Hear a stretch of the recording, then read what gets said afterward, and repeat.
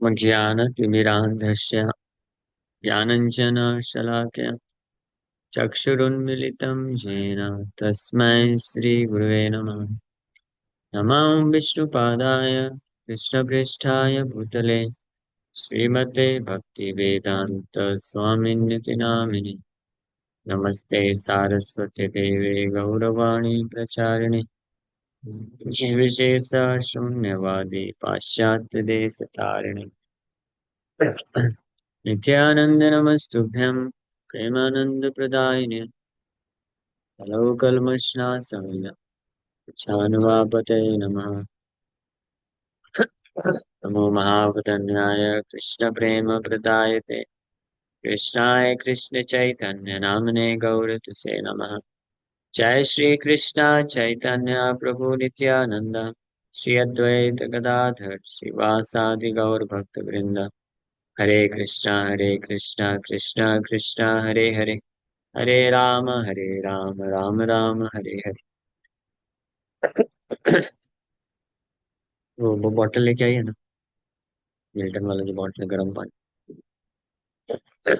हरे कृष्णा। सब सभी भक्तों का हार्दिक स्वागत है आज के एकादशी स्पेशल श्रील प्रभुपाद लीलामृत से के डिस्कशन में। तो हम लोग चर्चा कर रहे थे थर्ड चैप्टर, श्रील भक्ति सिद्धांत सरस्वती ठाकुर प्रभुपाद से हमारे प्रभुपाद जी का मुलाकात होता है। कौन सा ईयर था मालूम है किसी को? 1965 तो अमेरिका गए। श्रील भक्ति सिद्धांत सरस्वती ठाकुर प्रभुपाद से कब मिले थे? 1922।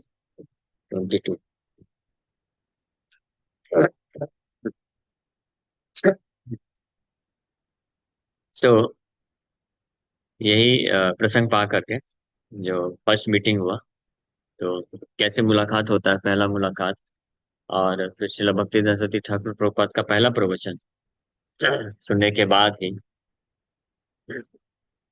अभय चरण जो है समर्पण कर देते हैं, हृदय से उनको अपना गुरु बना लेते हैं। और ये प्रसंग पा करके फिर महाराज श्रील भक्ति सरस्वती ठाकुर प्रभुपाद के बारे में भी थोड़ा वर्णन कर रहे हैं। सो वो हम लोग श्रवण कर रहे हैं। तो श्रील भक्ति सरस्वती ठाकुर प्रभुपाद 1905 में ये वाव लिए, 1 बिलियन होली नेम, 100 करोड़ नाम जप करने का संकल्प लिए। फिर 1915 और 16 में श्रील भक्तिविनोद ठाकुर और गौर किशोरदास बाबा जी महाराज दोनों शरीर छोड़ देते हैं। उस वक्त श्रील भक्तिनाथ ठाकुर प्रभुपाद को इंटेंस सेपरेशन फील होता है, बहुत अकेलापन महसूस होता है। और उनको ऐसा उस इंटेंस सेपरेशन, तीव्र विरह के कारण और अकेला महसूस होने के कारण वो ऐसा फील करने लग गए कि मैं कैसे कर पाऊँ महाप्रभु का जो मिशन है। हालांकि पूरी तरीके से एम्पावर्ड थे, पूरी तरीके से योग्य भी थे और कर भी रहे थे, ऑलरेडी कर रहे थे। जब 100 करोड़ नाम जप करने का यज्ञ जो लिए थे, व्रत लिए थे, तो उस वक्त भी शिला भक्ति सरस्वती ठाकुर प्रभुपाद प्रचार के कार्य में जुड़े थे, लेकिन उतना एक्सटेंसिव ट्रैवलिंग नहीं करते थे। मायापुर में ही रहते थे मैं, और योग पीठ में जो मंदिर बनाया था शिला भक्तिनोद ठाकुर ने, उसको मैनेज करते थे। भक्तिनोद ठाकुर जगन्नाथपुरी में थे, वहां पे उनका पोस्टिंग था। फिर बाद में आखिरी के कुछ साल भक्तिनोद ठाकुर वहीं पे भजन करते हैं। आखिरी के पूरा बाबा बाबा जी वेश में रह करके जगन्नाथपुरी में भजन करते हैं। फिर उसके बाद 1915 और 16 में शरीर छोड़ते हैं। तो हालांकि पूर्ण रूप से योग्य, क्वालिफाइड सब कुछ, लेकिन फिर भी अपने आप को पूरी तरीके से अपने गुरु महाराज, ये दोनों दो गुरु विशेष हुए श्रील भक्ति ठाकुर प्रभुपाद के। एक तो उनके खुद के पिताजी हुए, लेकिन श्रील भक्ति सरस्वती ठाकुर प्रभुपाद श्रील भक्ति विनोद ठाकुर को कभी केवल अपने पिता के रूप में नहीं देखे। आपको अगर देखेंगे, उनकी राइटिंग्स पढ़ेंगे, जहाँ पे उन्होंने भक्ति विनोद ठाकुर के बारे में वर्णन किया है, तो कहीं पे वो ऐसा नहीं लिखते हैं कि मेरे पिताजी। वो कृष्ण के नित्य पार्षद के रूप में देखते हैं और अपने गुरु महाराज के रूप में देखते हैं, है ना? और अपने आप को बहुत सौभाग्यशाली समझते हैं कि मुझे उनका आश्रय मिला और उनकी कृपा से मैं जो है भगवत भक्ति की शिक्षा प्राप्त किया, इस रूप में देखते हैं। और गौर किशोर दास बाबा जी महाराज को भी अपना जो है प्रमुख प्रेरणा का स्रोत मानते मानते थे श्रील भक्तिवेदांत ठाकुर प्रभुपाद। इसलिए एक बार जब एक व्यक्ति ने ऐसा क्वेश्चन उठाया कि आप तो इतने पढ़े लिखे, इतने पंडित हैं आप शास्त्रों में, तो आपने एक अनपढ़ जो है गुरु क्यों स्वीकार किया, जो पढ़ना भी नहीं जानते हैं। हाँ, तो श्रील भक्तिवेदांत ठाकुर प्रभुपाद जो है बोले, वो नाव में थे उस वक्त, ट्रैवलिंग कर रहे थे। बोले, ये जो नाव देख रहे हैं आप, तो नाव जो है ये भक्ति सिद्धांत है, और इसके नीचे जो मोटर लगा हुआ है वो गौर किशोर दास बाबा जी महाराज। ये एग्जाम्पल देके समझाए। और वो बहुत प्रेम करते थे गौर किशोर दास बाबा जी महाराज को, और वो भी श्रील भक्ति संतोषी ठाकुर प्रभुपाद को बहुत प्रेम करते। जब भी भक्ति गौर किशोर दास बाबा जी महाराज कुलिया में रहते थे। कुलिया ग्राम है जो दूसरा द्वीप में है। और भक्ति सिद्धांत महाराज जी मायापुर में रहते थे, योग पीठ में जो मंदिर बनाया था। तो प्राय अपने शिष्यों को भेज करके गौर किशोर दास बाबा जी महाराज के लिए भेजते थे कुछ खाद्य पदार्थ। कभी कद्दू भेजते थे, कभी फर्श फूल फ्रूट्स वगैरह भेजते थे।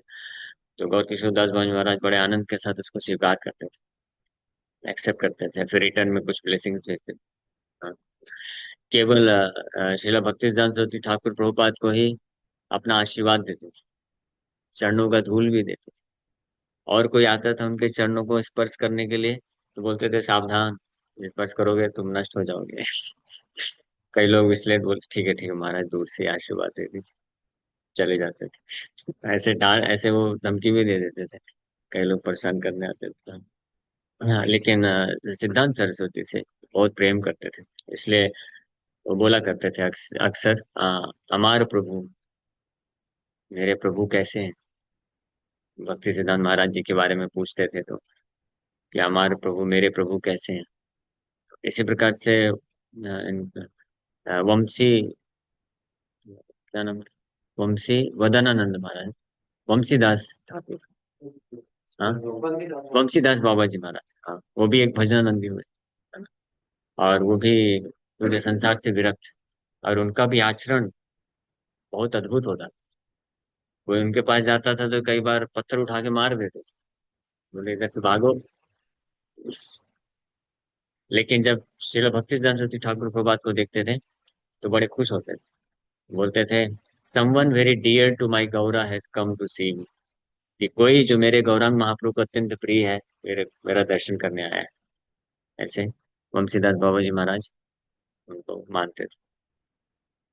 सो और गौर किशोर दास बाबा जी महाराज भी ये आदेश दिए थे। हालांकि वो खुद भजनानंदी थे, लेकिन वास्तव में उनका भाव था कि सबका कल्याण होना चाहिए। वो खुद इस कल्याण के कार्य को नहीं करते थे, और उसका कई कारण था। एक जो में मुख्य कारण था, क्योंकि ज्यादातर लोग जो है वो होते थे, मटेरियली मोटिवेटेड होते थे, वो डिस्टर्ब ज्यादा करते थे। उनको वास्तव में कृष्ण चाहिए नहीं रहता था, वो कुछ और ही प्राप्त, भौतिक लाभ प्राप्त करने की इच्छा रखते थे। इसलिए गौर किशोर दास महाराज ज्यादा नहीं करते थे। ना तो किसी से, ना तो किसी को बहुत ज्यादा प्रेम करते थे उसको प्रचार करने के लिए, और ना किसी से नफरत करते थे। उनके साथ रहते बहुत लोग थे आसपास, उनका जहाँ पे कुटिया था, आसपास कई लोगों ने बना के रहते थे, और बोलते थे, ऐसा प्रचार प्रसार करते थे कि हम गौर किशोर दास बाबा जी महाराज के सेवक हैं, डिसाइपल हैं। तो बाबा जी महाराज को कोई फर्क नहीं पड़ता था, करते रहो प्रचार करना। न तो उनको अपना शिष्य समझते थे, न रिजेक्ट करते थे, साथ में रहते थे, रहते। लेकिन कुछ लोग होते थे बहुत जो सिंसियर होते थे, तो उनके ऊपर विशेष कृपा करते थे। बट उनके हृदय में हमेशा ये भाव रहता था कि चैतन्य महाप्रभु का शुद्ध भक्ति का प्रचार होना चाहिए। इसलिए जब दीक्षा दिए श्रील भक्ति ठाकुर प्रभुपाद को, तब उनको ये स्पष्ट बोले that abandon all other work and preach message of lord Chaitanya, कि अन्य सारे कार्यों को छोड़ दो और शुद्ध भक्ति का प्रचार करो, ये आदेश है। इसलिए ये आदेश प्राप्त करने के कारण ही भक्तिदान महाराज जी जो भी एस्ट्रोलॉजी वगैरह प्रैक्टिस करते थे, वो सब छोड़ दिया इमीडिएटली। बहुत बड़े वो थे, एस्ट्रोलॉजर थे, बहुत विद्वान थे, वेरी इंटेलिजेंट। कॉलेज में जब पढ़ाई करते थे तो क्लासेस में कम बैठते थे। तो क्लासेस में बैठ के क्या करेंगे, जो पढ़ाने वाला ऑलरेडी आता है, लाइब्रेरी में बैठ करके सारी बुक्स पढ़ डालें। और कोई भी सब्जेक्ट मैटर, केवल भक्ति संबंधित ही नहीं, किसी भी विषय वस्तु में कोई उनसे अगर चर्चा करे तो उस पर घंटों प्रवचन दे सकते थे। ऐसा था उनका। इसलिए उनको इंसाइक्लोपीडिया बोलते हैं, चलता फिरता इंसाइक्लोपीडिया। और 19 साल की उम्र में, ये तो आपने सुना होगा, ये सूर्य सिद्धांत, जो एस्ट्रोलॉजी का ज्योतिष शास्त्र है, उसका व्याख्या किए थे वो बंगाली में। तो ये बहुत डिफिकल्ट और इतनी सुंदर व्याख्या किए थे कि लोग बहुत अप्रिशिएट किए, बड़े बड़े एस्ट्रोलॉजर लोग भी अप्रिशिएट किए, इसलिए उनका उनको टाइटल मिला फिर सिद्धांत सरस्वती। और उनको चीफ एस्ट्रोलॉजर के रूप में अपॉइंट भी किया था राजा ने। लेकिन उस पद को फिर वो त्याग दिए, वो नहीं दिए। और एक कॉलेज, इस कॉलेज में उसका नाम क्या है, कॉलेज में उनको हेड ऑफ द डिपार्टमेंट का ऑफर आया था जब वो पढ़ाई कर रहे थे। संस्कृत का हेड ऑफ द डिपार्टमेंट, लेकिन उसको भी रिजेक्ट कर दिया। फिर गौर किशोर दास बाबा जी महाराज के आदेश पे उन्होंने वो सब छोड़ दिया और केवल शुद्ध भक्ति का प्रचार में लग गए। तो सिद्धांत सरस्वती, हाँ, एक बार भक्तिविनोद ठाकुर का जब हेल्थ खराब था, ये आपने सुना होगा, कि स्मार्त ब्राह्मणों ने चैलेंज किया था, है ना, कि आप जो जाति से ब्राह्मण नहीं है उनको आप ब्राह्मण कैसे बना सकते हैं। इसके ऊपर चैलेंज किया था कि केवल जो जाति से ब्राह्मण है उसी को अधिकार है गुरु बनने का, उसी को अधिकार है यज्ञ करने का, ऐसा। तो भक्तिविनोद ठाकुर के पास ये चैलेंज आया था, उनका हेल्थ खराब था। तो शिला भक्ति सिद्धांत सरस्वती ठाकुर प्रभुपाद नोट्स बनाए थे कि ऐसा ऐसा प्रेजेंट करेंगे। वो पढ़ करके भक्तिविनोद ठाकुर बड़े खुश हुए, उनको भेजे। और फिर हम जानते हैं भक्तिनाथ महाराज जी ने कैसे प्रेजेंट किया और डिफीट कर दिया सब कुछ। फिर फाइनली सिद्धांत Saraswati then traveled to Midnapur, where पंडितास from all over India had gathered for a 3 day discussion. ये वही वही प्रसंग चल रहा है। Some of the smart Panditas who spoke first claimed that anyone born in a Sudra family, even though initiated by a spiritual master, could never become purified and perform Brahminical duties of worshipping the deity or initiating disciples. Finally, Siddhanta Saraswati delivered his speech. He began quoting Vedic references glorifying the Brahmanas, and at this, the smart scholars became very much pleased. But when he began discussing the actual qualifications for becoming a Brahmana, the qualities of the Vaishnavas, the relationship between the two, and who, according to the Vedic literature, is qualified to become a spiritual master and initiate disciples, then the joy of the Vaishnava haters disappeared. Siddhanta Saraswati conclusively proved from the scriptures that if one is born as a Sudra but exhibits the qualities of a Brahmana, then he should be honored as a Brahmana despite his birth. And if one is born in a Brahmin family but acts like a Shudra, then he is not a Brahmana. After his speech, Siddhanta Saraswati was congratulated by the president of the conference, and thousands thronged around him. It was a victory for Vaishnavism. हाँ, इसी समय हुआ था कि लोग हजारों की संख्या में लोग, बहुत बड़ा कॉन्फ्रेंस था, 3 दिन तक चला था। और कई बड़े बड़े स्कॉलर ब्राह्मण लोग आए थे। तो फाइनली जब भक्तिनाथ महाराज जी को मौका मिला तो उन्होंने बहुत सारे शास्त्रों से कोट कर करके स्टेब्लिश कर दिया रिलेशनशिप बिटवीन ब्राह्मण एंड वैष्णव। ब्राह्मण का गुणगान किए और फिर बताया, ब्राह्मणों का जब गुणगान किया तो सभी ब्राह्मण जो बैठे थे अच्छा लग रहा था उनको। फिर जब बताए क्वालिफिकेशन ऑफ ब्राह्मण, तब उनका जो है जॉय खत्म होने लग गया। फिर फाइनली वैष्णव का पोजीशन ब्राह्मण से श्रेष्ठ होता है, इसको भी स्टेब्लिश किया। तो वो लोग सब, जो प्रेसिडेंट जो कॉन्फ्रेंस आयोजन किया था वो बड़ा खुश हुआ। और हजारों की संख्या में जो लोग सुन रहे थे वो भी बड़े खुश हुए। और यहाँ पे उस वक्त लोग उनके चरणों का धूल लेने के लिए दौड़े थे, भक्तिनाथ महाराज जी के। लेकिन उनको, इतने हजारों की संख्या में भीड़ था, तो क्या किया कि उनके चरणों का धूल लेकर के टंकी के पानी में डाल करके सबके ऊपर छिड़का गया था। बोला जाओ जाओ, परेशान मत करो। इससे वो लोग बहुत क्रोधित हो गए थे, जो स्मार्त ब्राह्मण थे। उन्होंने फिर प्लान किया कि मारने का प्लान किया। ये इंसिडेंट के बाद ही मोस्टली जो है वो बहुत रिवेंजफुल हो गए, ईर्ष्या हो गई, बढ़ गई। और उस समय 25,000 रुपये दिया था पुलिस वाले को, है ना, भक्तिदान महाराज जी को हम मारेंगे आप कुछ एक्शन मत लेना बस इसके लिए, आप चुप रहना। 25,000 रुपये उस समय दिए थे, आज के समय में 25 करोड़ होगा शायद, या उससे भी ज्यादा। लेकिन वो पुलिस वाला तो चुपचाप आ गया, भक्ति महाराज जी को बोला, देखिए आप सतर्क रहिए, सावधान रहिए।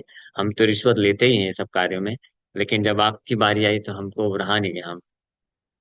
हम आपको, आपके साथ ऐसा नहीं कर सकते हैं। तो खुद आया बताने के लिए।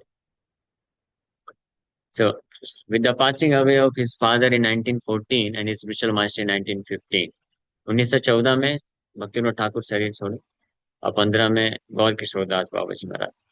सिद्धांत Saraswati continued the mission of Lord Chaitanya. He assumed editorship of Sajjan Toshni, जो कि भक्तिविनोद ठाकुर ने चालू किया था, and established the Bhagavad Press in Krishnanagar.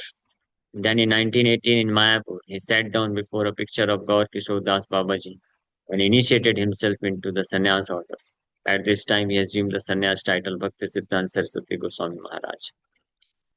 तो ये जो साल थे 14 और 15, ये बहुत ही उनके लिए वो थे, विरह वाले साल थे। और उनको बहुत दुख हो रहा है, उनको बहुत ऐसा अकेला महसूस हो रहा था। तो स्वयं गौर किशोर दास बाबा जी महाराज, भक्ति विनोद ठाकुर, सर गोस्वामी स्वप्न में आकर के उनको आदेश देते हैं कि हम आपके साथ हैं, डोंट वरी, आप चैतन्य महाप्रभु के मिशन का कार्य आगे लेकर के बढ़ो। और भक्ति विनोद ठाकुर भी शरीर छोड़ने के कुछ समय पहले उनको एक बहुत बड़ा लेटर लिख के भेजते हैं। हाँ, तो वो पढ़ सकते हैं, वो बहुत सुंदर लेटर है। उसमें भक्ति विनोद ठाकुर कुछ कार्य करने के लिए बोलते हैं। ये जिसमें से एक कार्य था मायापुर धाम का प्रचार करना, मायापुर को की महिमा को स्थापित करने के लिए नवदीप मंडल परिक्रमा चालू करने के लिए भक्तिनाथ ठाकुर रिक्वेस्ट किया। तो हम जो नवदीप मंडल परिक्रमा भी चल ही रहा है शायद, वो शिला भक्ति सरस्वती ठाकुर प्रभुपाद इनॉग्रेट किए थे फर्स्ट टाइम। फर्स्ट टाइम तो एक्चुअली नित्यानंद प्रभु किए थे, जीव गोस्वामी को लेके गए थे। सुना आपने क्या था? जीव गोस्वामी, ये भक्तिनाथ ठाकुर ये अपने ग्रंथ नवदीप धाम महात्म्य में वर्णन करते हैं। इसलिए भक्तिनाथ ठाकुर का इच्छा था, तीव्र इच्छा था, कि जो नवदीप मंडल परिक्रमा नित्यानंद प्रभु ने चालू किया और फिर उनके बाद फिर बंद हो गया, तो वो वापस से स्टार्ट होना चाहिए। इसलिए जाते वक्त ये एक कार्य उनको सौंप के गए, महत्वपूर्ण जिम्मेदारी, कि नवदीप मंडल परिक्रमा चालू करें, ताकि इससे नवदीप धाम की महिमा जो है पूरे विश्व में विख्यात होगी। और दूसरा, चैतन्य महाप्रभु का प्रचार एक्सटेंसिवली किया जाए। So, Bhakti Siddhanta Saraswati was dedicated to using the printing press as the best medium for large-scale distribution of Krishna consciousness. He thought of the printing press as a Brahad Mridanga, a big Mridanga. Although the Mridanga drum had traditionally been used to accompany Kirtan, even during the time of Lord Chaitanya, and although Bhaktisiddhanta Saraswati himself led Kirtan parties and sent groups of devotees chanting in the streets and playing on the Mridangas, such Kirtans could be heard only for a block or two. But with the Brahad Mridanga, the big Mridanga drum of the printing press, the message of Lord Chaitanya could be spread all over the world. तो भक्तिदान महाराज जी printing press का इस्तेमाल करके बृहद मात्रा में कृष्ण भावनामृत के जो ग्रंथ हैं उसका प्रचार प्रसार किया। वो इसको प्रिंटिंग प्रेस को बृहद मृदंगा बोलते थे, बड़ा मृदंगा। ये छोटा मृदंगा है, हाँ, कीर्तन में बजाते हैं। और ऑल्टर के सामने, डीटीज के सामने एक बृहद बड़ा मृदंगा स्टेब्लिश किया था, मालूम है? ऑल्टर के सामने प्रिंटिंग प्रेस था। हाँ। और उन्होंने एक वो भी बनाया था जिसमें लोगो बोल सकते हैं, या एक फोटो बनाए थे जिसमें प्रिंटिंग प्रेस और मृदंग को एक साथ दिखाया गया, कि जो ये मृदंग है, ये तो एक बिल्डिंग से दो बिल्डिंग, तीन बिल्डिंग ज्यादा से ज्यादा जा सकता है ना? मैं बजाऊंगा तो इसी रूम में रहेगा, हॉल में रहेगा। शिवदत्त प्रभु बजाएंगे तो हो सकता है दूसरी बिल्डिंग तक चला जाए, है ना? लेकिन ये जो मृदंग है, जो वहां पे रखा हुआ है, बृहद मृदंग जिसको बोलते हैं, वो यहाँ पे बजेगा तो लंदन तक भी सुनाई देगा, अमेरिका तक भी सुनाई देगा। तो ये वो स्टैब्लिश किए। और इसका भी प्रेरणा जो है उनको श्रील भक्ति विनोद ठाकुर ने दिया, उनसे ही मिला, बचपन से ही। जब वो चार जैसे लिखना पढ़ना चालू किए थे, तब से भक्ति विनोद ठाकुर लगा दिए प्रिंटिंग प्रेस के कार्य। सेवा में। 7 साल की उम्र में पूरा गीता कंठस्थ हो गया था और गीता के श्लोकों का अर्थ भी बता सकते थे। उसके बाद से तो भक्तिविनोद ठाकुर ने उनको प्रूफ रीडिंग दे दिया कि लो मैं जो लिखता हूँ इसको एक बार वापस से पढ़ के देखो, कुछ अगर कहीं मिस्टेक हो गया हो तो एडिट करो। 7 साल की उम्र के बाद सोचिए।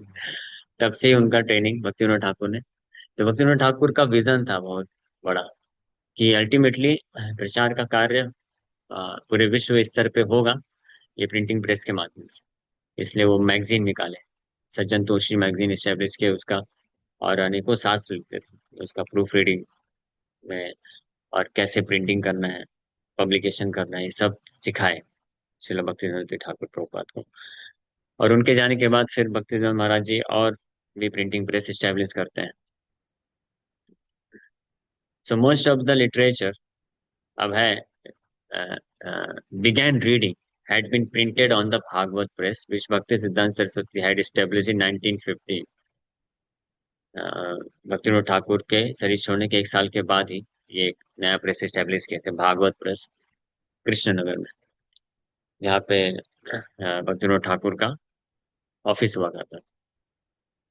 वहां पे स्टैब्लिश की। और अभय मीन्स हमारे प्रभुपाद जब जुड़े तो वो श्रील भक्तिवेदांत ठाकुर प्रभुपाद के लिटरेचर पढ़ा करते थे बहुत बहुत मात्रा में। और वो जो है ज्यादातर भागवत प्रेस से ही प्रिंट होके आता। तो खैर इसमें एक पॉइंट ही मुझे बताना था, ये जो संवाद हुआ था सिस्मात ब्राह्मणों के साथ, तो बहुत सारे श्लोक शास्त्रों के रेफरेंस दे करके भक्तिदान महाराज जी प्रूफ किए। तो आप ये पढ़ सकते हैं। जैसे चैतन्य भागवत का जो कमेंट्री है मैं पढ़ता हूँ जैसे, तो उसमें कई कई श्लोकों में इतनी विस्तृत तात्पर्य है, जिसमें श्रीला भक्तिनाथ ठाकुर प्रभुपाद कई उपनिषद से, ऐसे ऐसे उपनिषद जो आपने शायद जीवन में पहली बार नाम सुना होगा, ऐसे ऐसे उपनिषदों से, वेद से और भागवतम से तो एक के बाद एक के बाद एक रेफरेंस देते थे, कई श्लोक कोट करते थे। ये उनका मतलब स्कॉलरशिप था इसी चीज को प्रमाणित, और स्पेशली जहाँ पे ब्राह्मण और वैष्णव की बात होती है, चैतन्य भागवत में भी कह दिया, तो उसमें बहुत विस्तृत तात्पर्य है। और दूसरा जहाँ पे सेंस ग्रेटिफिकेशन की बात होती है, इंटेंगलमेंट, इस भौतिक संसार में कैसे व्यक्ति फंस जाता है, उसका भी बहुत विस्तृत तात्पर्य है। तो इस प्रकार से वो बहुत अद्भुत तरीके से स्टेब्लिश हुआ। सो अभय चरण भागवत प्रेस में प्रिंट होने वाले भक्तिदान महाराज जी के ग्रंथों को पढ़ना चालू कर दिए। कब? जब से मिले 1922 से। The Bhagavat press had printed the Chaitanya Charitamrita with commentary by Bhaktisiddhanta Saraswati, the Bhagavad Gita with commentary by Vishnu Chakravarti, and one after another the works of Bhaktivinoda Thakur।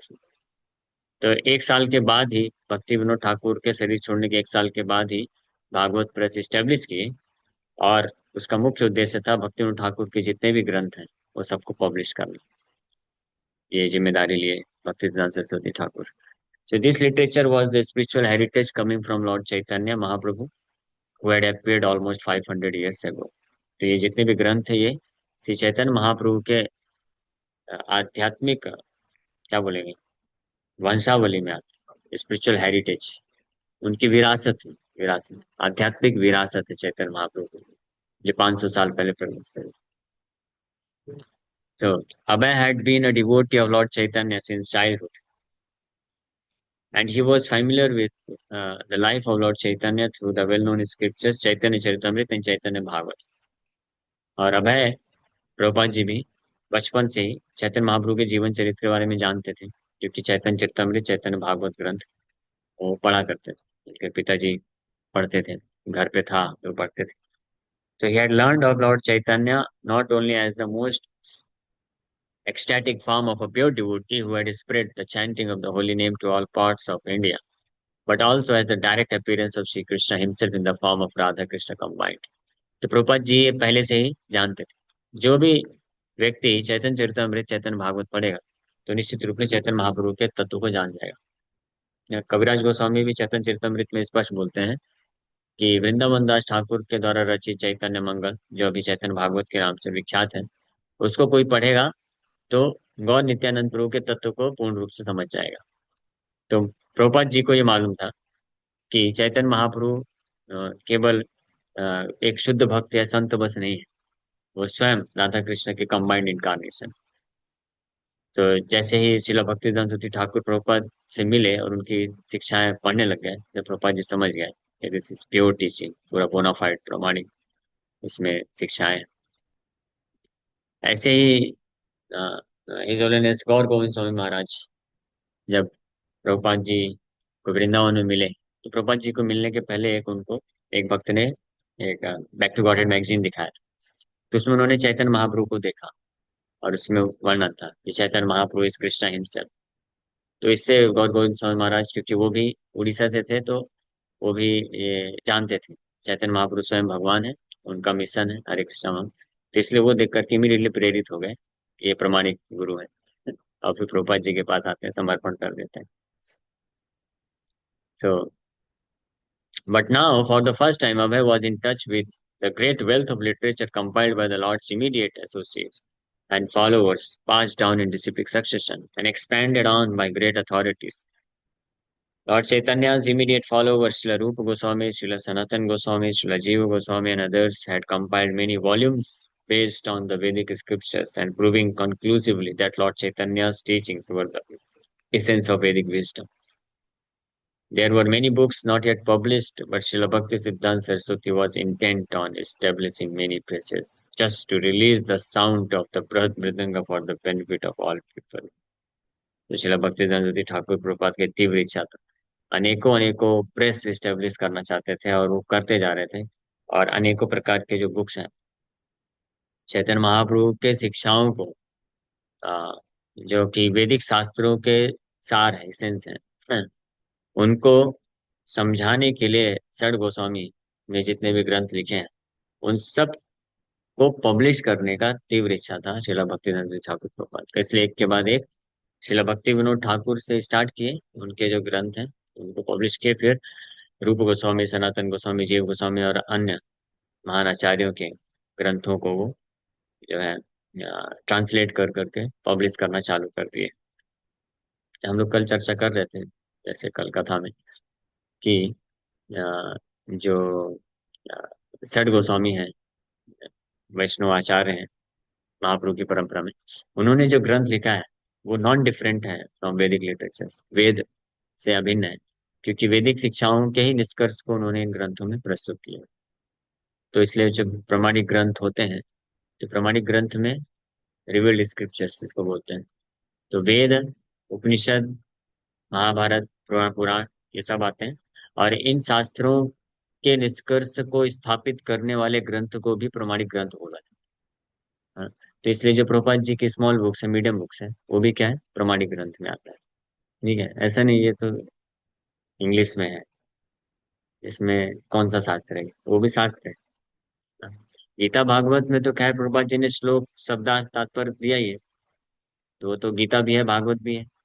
लेकिन ऐसे ग्रंथ भी जो आचार्यगण प्रमाणिक ग्रंथ है, वैदिक शास्त्रों के निष्कर्ष को स्थापित करते हुए लिखते हैं, वो भी क्या है, प्रमाणिक ग्रंथ, बोनाफाइड लिटरेचर कैटेगरी में।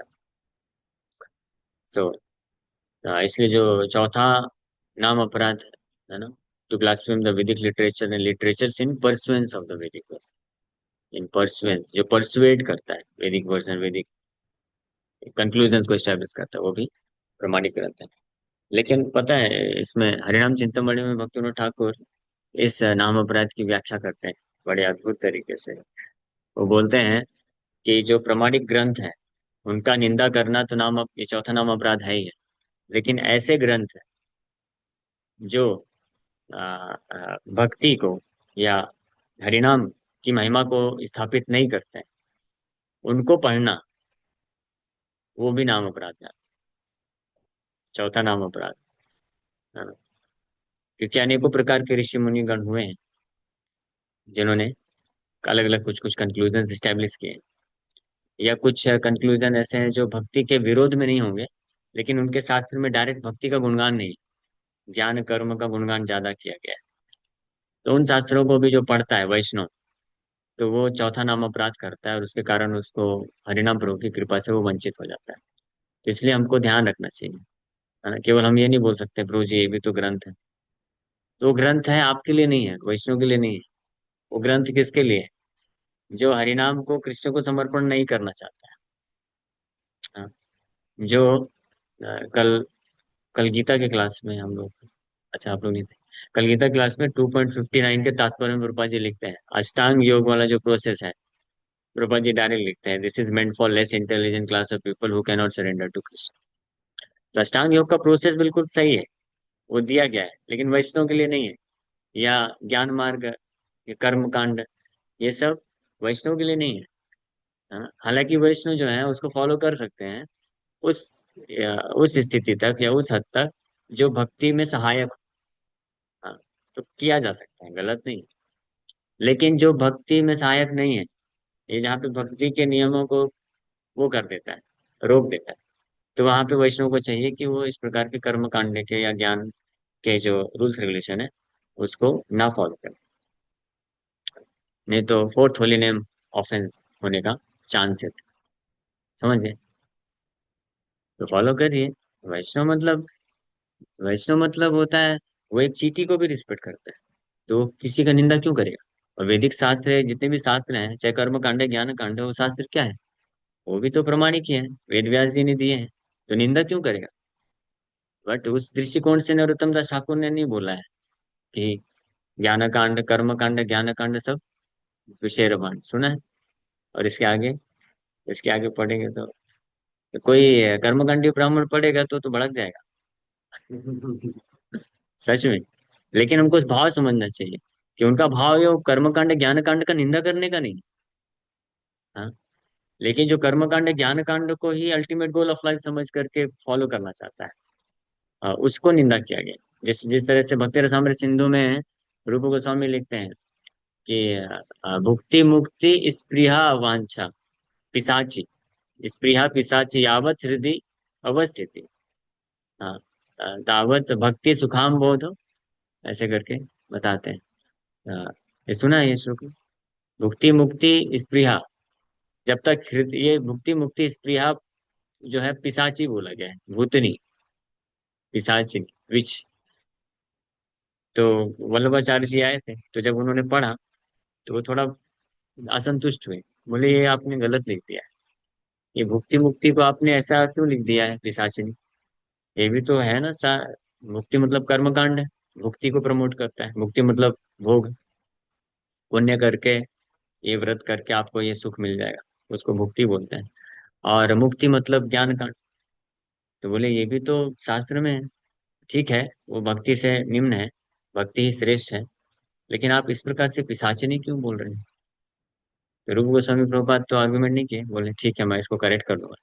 लेकिन जीव गोस्वामी जाके बताया कि महाराज, हमारे गुरुदेव ने भुक्ति और मुक्ति को पिशाचिनी नहीं बोला है, कर्म कांड ज्ञान कांड को पिशाचिनी नहीं बोला गया।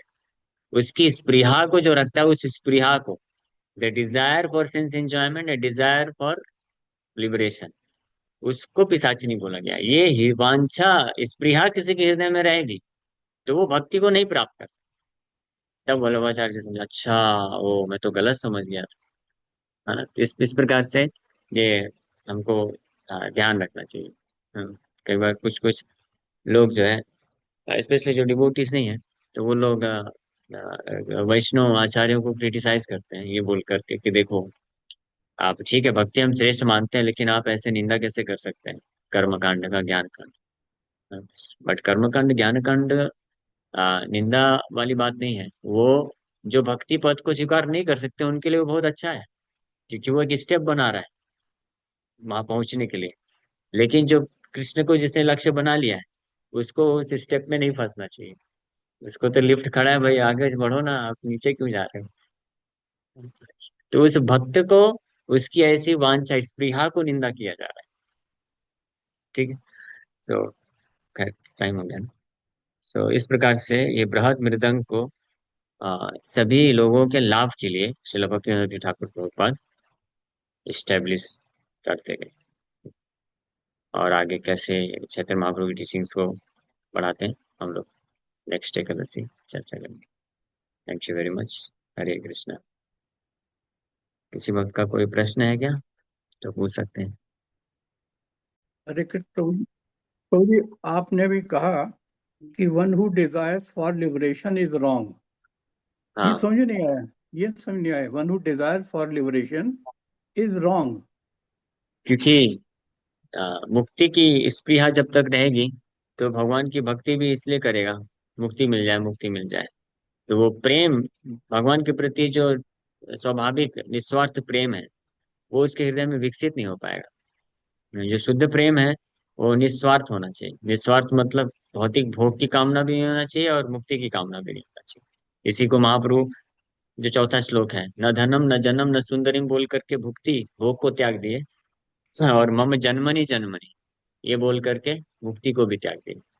फिर क्या बोले, अहितु की, हाँ, भक्ति आपके चरण कमलों में चाहिए। ठीक है। तो जी हाँ। वास्तव में ये भी इसको सूक्ष्म रूप से ये माया का इन्फ्लुएंस माना जाता है। स्ट्रिक्ट प्योर वैष्णव सिद्धांत के अनुसार अगर देखा जाए तो इसको हिडन फॉर्म ऑफ मायावाद भी बोलते हैं कुछ लोग, मतलब कुछ वैष्णव। हिडन फॉर्म ऑफ मायावाद, क्योंकि मायावाद का तो वैसे ग्रॉस अर्थ तो ये है कि कोई भगवान, अपने आप को भगवान समझे या भगवान को भौतिक समझे। भगवान की, अगर सिद्धांतिक सैद्धांतिक रूप से देखा जाए तो भगवान की जो पोजीशन है उसको अगर आपने कम कर दिया, उसकी वैल्यू को कम कर दिया, भगवान को रिप्लेस कर दिया किसी और चीज से, तो मायावाद कहलाता है। अगर जीवात्मा को भगवान से रिप्लेस कर दिया कि जीवात्मा भी भगवान है, तो वो भी मायावाद है। उसको ग्रॉस हार्डकोर मायावादी बोलते हैं। लेकिन सूक्ष्म मायावाद भी होता है, जो भजन भी कर सकता है कोई व्यक्ति, लेकिन भजन इसलिए कर रहा है, किस लिए?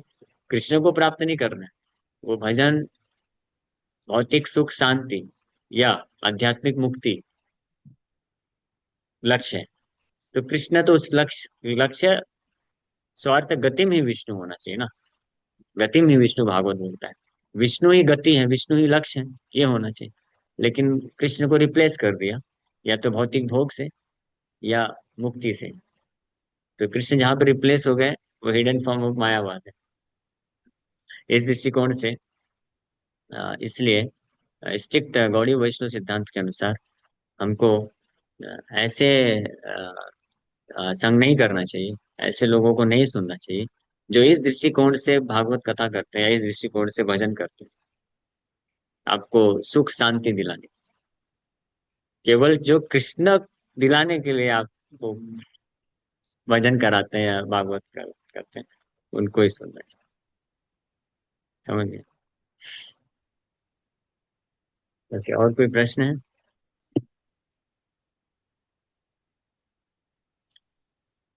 ठीक है, तो यहीं पे विराम करते हैं फिर। Thank you very much. Hare Krishna, Hare Krishna, Krishna Krishna Hare Hare, Hare Ram, Ram Ram.